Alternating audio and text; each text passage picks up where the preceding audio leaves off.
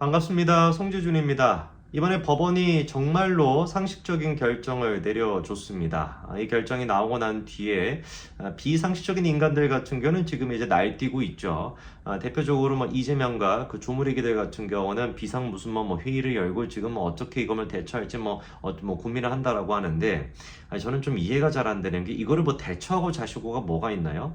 법원이 그냥 법대로 절차대로 결정을 내린 거에 불과합니다. 이거 어떻게 대처할 건데요? 개딸도 동원해가지고 법원을 갖다 뒤집어 엎어버릴 겁니까? 이거는 대처하고 자시고의 문제가 아니고 그냥 받아들일 수밖에 없는 문제인 겁니다. 당연한 거 아니겠습니까? 법원에서 이 판사에 의해 가지고 법과 절차에 따라 가지고 결정이 된 것인데 이거에 대해서 지들이 어떤 식으로 대처하겠다는지 저는 그게 이해가 안 돼요.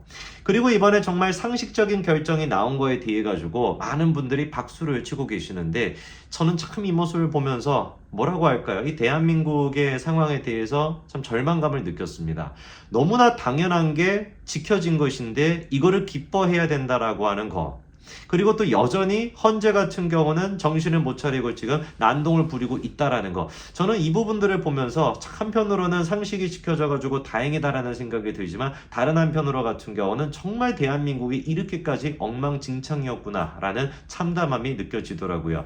이번에 법원의 결정을 통해 가지고 헌재가 사실상 불법에 동조하거나 같이 용인했다라는 게 확인이 됐고요. 서부지법의 이순현 판사 또한 마찬가지로 불법에 동조하거나 불법을 용인하는 선에서 결국에 똑같이 범죄를 저질렀다는 게 확인이 됐고, 그리고 가장 결정적으로 검찰과 공수처 양쪽의 수사기관 같은 경우는 지들의 어떤 업적이라고 해야 될까요? 그거를 위해 가지고 무리하게 이 불법적인 수사를 자행했다가 결국에 법원에 의해 가지고 그 불법이 탄로났다. 그렇기 때문에 관련된 검사 그리고 오동훈 같은 경우는 반드시 이 부분에 대해 가지고 책임을 질 수밖에 없게 됐습니다. 자, 그럼 오늘 제가 좀 찬찬히 설명을 드려야 될 것 같아요. 도대체 윤석열 대통령 측에서 뭐라고 주장을 했기 때문에 이 윤석열 대통령에 대한 구속이 취소가 된 것이며, 그리고 또 그거에 대한 검찰의 지금까지 입장은 뭐였으며, 이번에 법원이 왜 도대체 윤석열 대통령의 편을 들어준 것이 아니라 윤석열 대통령의 손을 들어준 것이 법치에 입각한 상식적인 결정이었다라고 하는지 찬찬히 제가 좀 말씀을 드리겠습니다. 이거를 이해하기 위해서는 제일 첫 번째로 우리가 필요한 게 뭐냐? 형사소송법을 좀 이해를 하셔야 되는데 간단합니다. 피의자를 구속하고 10일 내로 공소 제기를 하지 않는다면 석방해야 된다라는 게 있습니다. 자, 이게 공소를 제기한다라는 게 뭐냐면은 기소할 거면 기소를 하고 불기소를 할 거면 불기소를 한다. 요게 이제 그 공소를 제기한다라는 거거든요. 그러니까 구속이 되고 난 뒤에는 반드시 어떻게 된다라는 거예요? 10일 내로 기소를 할 것인지 불기소를 할 것인지 그 여부에 대해 가지고 결정을 해야 되고, 그렇지 않다면은 석방을 시켜야 된다. 왜? 아니 자유를 억제하는 거 아니겠습니까? 구속을 시킨다라는 거. 그렇기 때문에 아주 예민하고 최소한으로 자유를 억제시키는 방향으로 가야 되기 때문에 10일이 됐거나 100일이 됐거나 이렇게 하는 거는 그건 이제 김정은이 있는 아우지탄강, 우리 나중에 이제 그 민주당 애들이나 아니면 문재인 같은 애들이 꿈꾸고 있는 그 동네 아닙니까? 거기 가가지고 이제 아우지탄강으로 들어가야 될 텐데 거기서나 그러는 것이고, 민주국가에서는 이 자유를 억제한다라는 건 최소한으로 돼야 된다라는 헌법적인 가치에 따라 가지고 10일 내로 공소 제기를 하지 않는다면 석방을 시켜야 됩니다. 자, 그러면 이제 문제가 뭐였던 거냐? 10일 내라고 했었을 때 윤석열 대통령 측이 주장했던 거는 1월 25일에 만료가 된다라는 것이고요. 반대로 검찰 같은 경우는 1월 26일에 만료가 된다는 거예요. 그러니까 똑같은 10일째인데 윤석열 대통령 같은 경우는 1월 25일이라고 봤고 검찰 같은 경우는 1월 26일까지라고 본 겁니다. 그러니까 검찰 입장에서 같은 경우는 야, 구속 만료가 1월 26일까지니까 그 전에 우리가 공소 제기를 하지 않았냐? 그러니까 구속은 합법한 거야. 이게 지금 검찰의 주장이었거든요. 질문이 드는 거 아니겠습니까? 10일이라고 한다면 똑같이 10일이지. 어떻게 이게 사람에 따라 가지고 1월 25일이 돼버리고 1월 26일이 돼버릴 수가 있냐. 이 지금 문제가 발생하는 근본적인 이유가 뭐냐면은요. 구속 기간 자체를 시간으로 볼 거냐, 날짜로 볼 것이냐, 요 차이에서 발생하게 되는 겁니다. 이게 무슨 소리냐?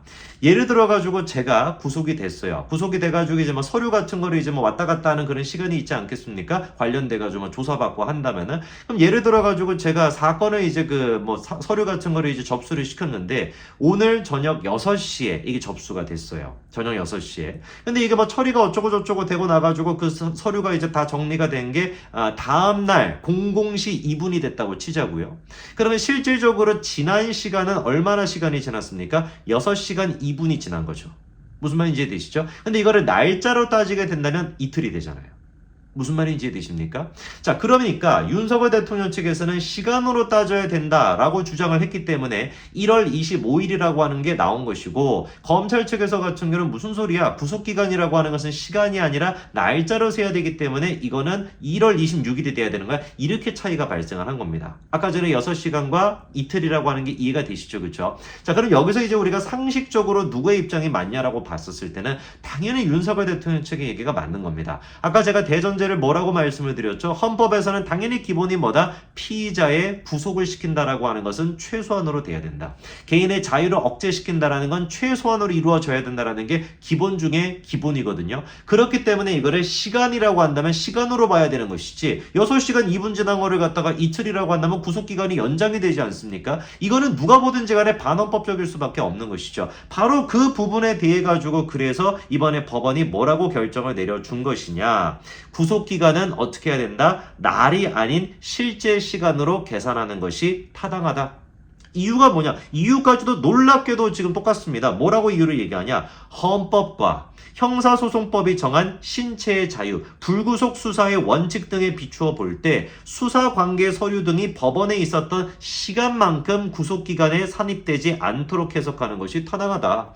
헌법에서 보장하고 있는 게 뭐겠습니까? 신체의 자유를 보장해야 된다라는 거. 그리고 또 불구속 수사라고 하는 게 원칙이라고 하는 거. 이거를 생각을 해봤을 때 어떻게 피의자의 어떤 그 구속기간을 연장시키는 방향으로, 늘리는 방향으로 이걸 법을 해석할 수가 있냐? 이거는 헌법에 비추어 봤을 때, 형사소송법에 비추어 봤을 때 어떻게 하는 것이 맞는 것이다? 날짜가 아니라 시간으로 보는 것이 맞다. 정확하게 그러니까 법원이 어떻게 한 겁니까? 상식적인 결정을 내려준 거예요.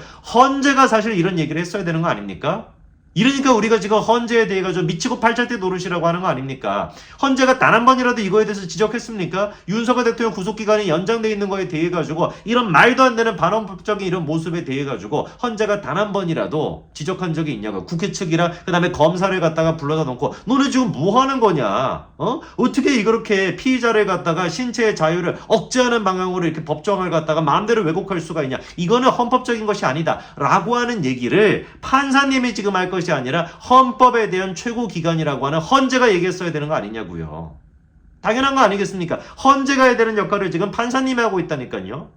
그것뿐만이었습니까? 공수처에 대해서도 명확하게 이번에 판사님이 뭐라고 얘기했냐? 그러니까 윤석열 대통령 측이 구속이 취소가 돼야 된다라고 주장했던 게 두 가지였던 것인데, 하나가 이제 방금 제가 말씀드렸던 그것이고, 두 번째가 뭐냐면 공수처의 수사 자체가 불법이라는 겁니다.